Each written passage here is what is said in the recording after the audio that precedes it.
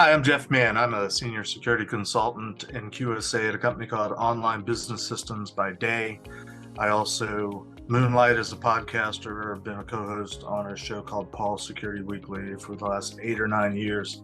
Been in the cybersecurity business for quite a few years and very passionate about all things security, data security, information security related. Recently, I met the gentleman we're going to speak to momentarily and had an interesting conversation with him, and we want to keep that conversation going for a little while today. So let me introduce Shamim Naqvi. Shamim is the CEO and founder of a company called SafeLiShare. Shamim, how are you doing today? I'm doing fine. Thank you, Jeff. Hey, great. Hey, just starting off, what is SafeLiShare? What are you all about? So we are a cybersecurity firm. We are particularly interested in protecting computing workloads during the processing stage of the computation. That's interesting because in the world that I live in my day job, which is primarily as a PCI assessor, a QSA, we talk about the critical data in question, which is payment card data, as being in one of three states, either being transmitted, either being stored, or being processed. And there's all sorts of requirements about transmission and storage, but not a whole lot about processing. So this is kind of fascinating that you're taking up sort of the third prong of this, the third state that data can exist in. What made you decide to focus on that area? Recent trends in the by certain hardware manufacturers have provided facilities that allow certain new techniques to be brought in that help in protecting data while it is being processed. It was in some sense the missing link to complete the picture. As you mentioned, data is protected when it is stored, and data and we've been doing that for some time. Data is also protected when it is transmitted. The missing link was that when the data was being processed at runtime, there was not much that could be done to protect the data. But recent trends in certain types of hardware capabilities have now brought in a suite of technologies that can be used. They go by different names, such as confidential computing or trusted execution environments, etc. So it seemed to be the right time to use those more recent technologies to complete the security picture for data and programs. Yeah, that's interesting because what's usually thought of in terms of protecting data when it's being transmitted or where it's being stored is to use some sort of cryptography, encryption algorithm, jumbling and garbling the text. And of course, it's hard to I'm ex-government cryptology, so I refer to data as text. Exactly. I'm also old.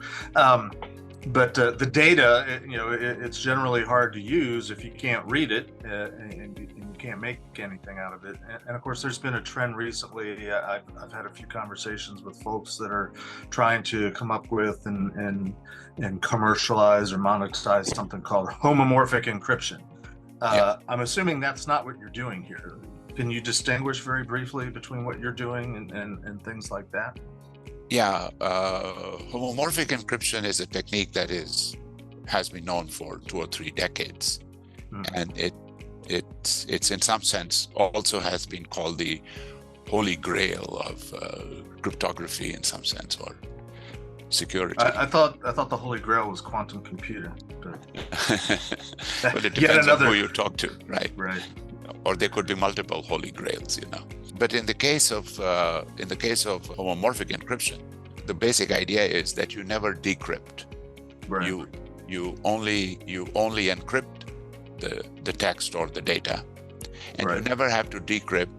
It is processed in the encrypted form, which has a lot of distinct advantages, and it's in principle it would be a wonderful solution, but there are enormous performance problems associated with it.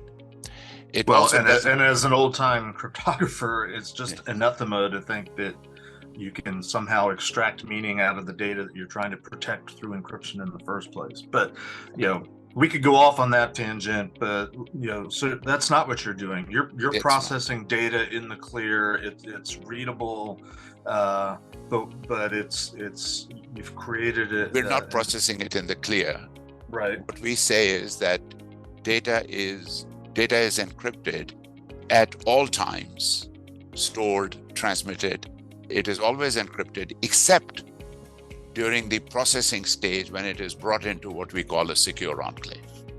Okay.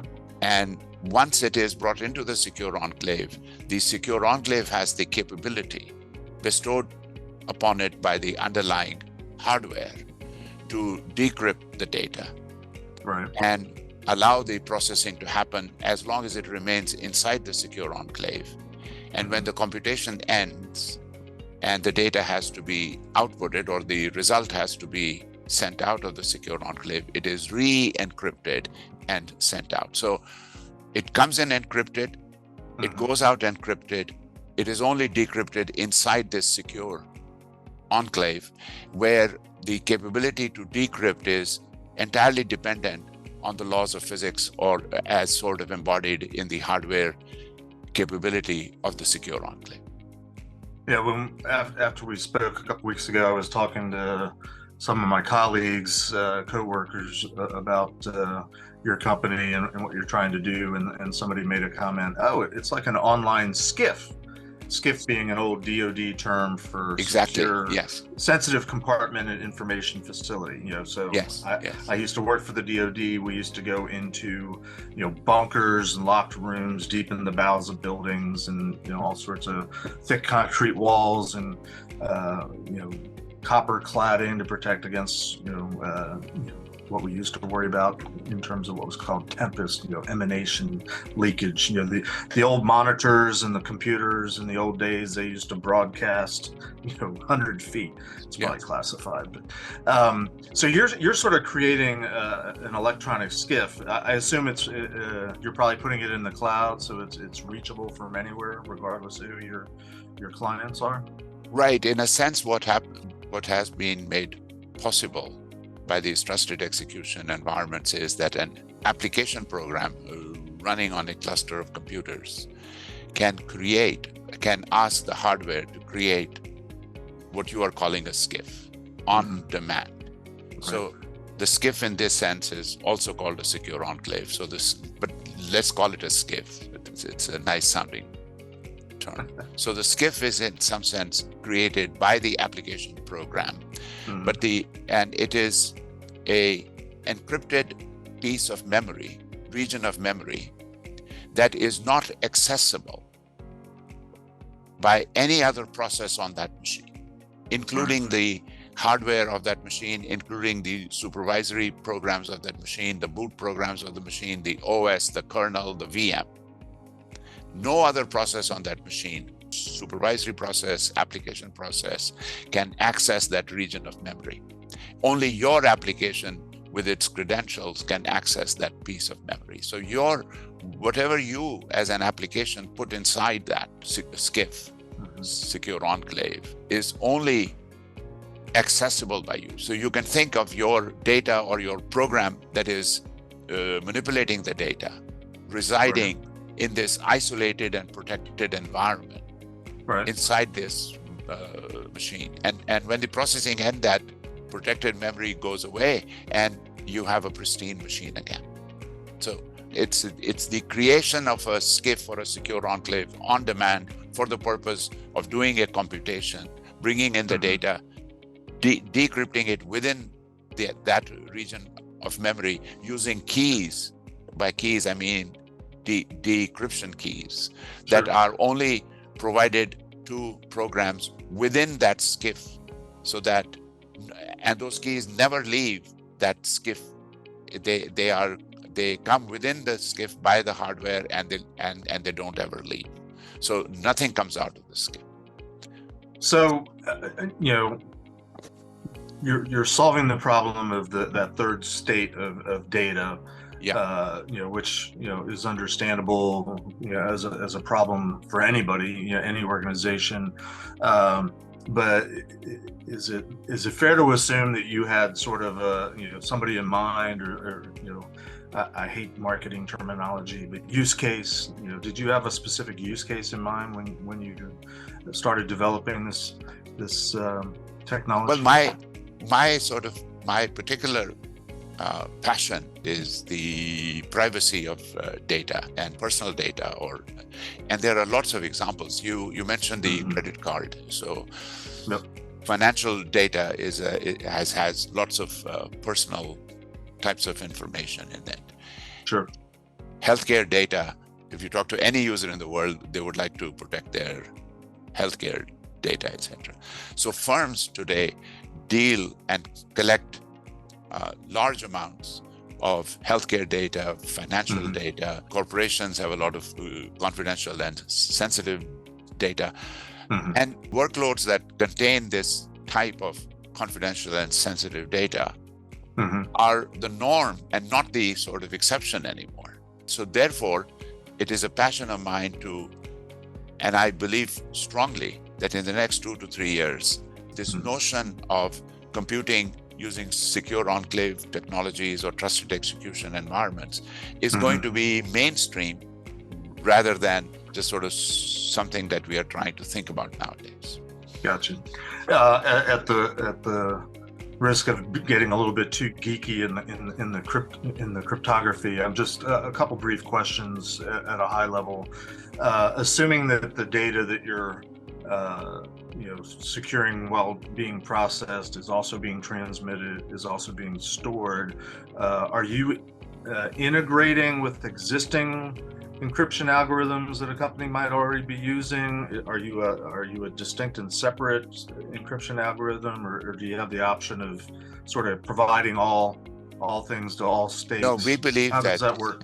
We strongly believe that we should not, and one should not be using personal encryption algorithms, etc.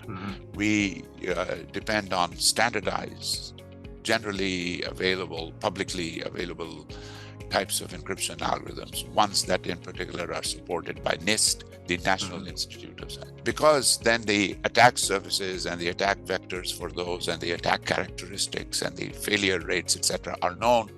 If something really terrible happens and there is a malware that happens to break, then you have NIST on your side that will come in and patch things up for you. So we don't believe in personal encryption. We use a form of encryption that is supported by NIST. We know it very well. NIST knows it very well. The world trusts it. And so we're not doing anything proprietary in terms of encryption technology. Gotcha.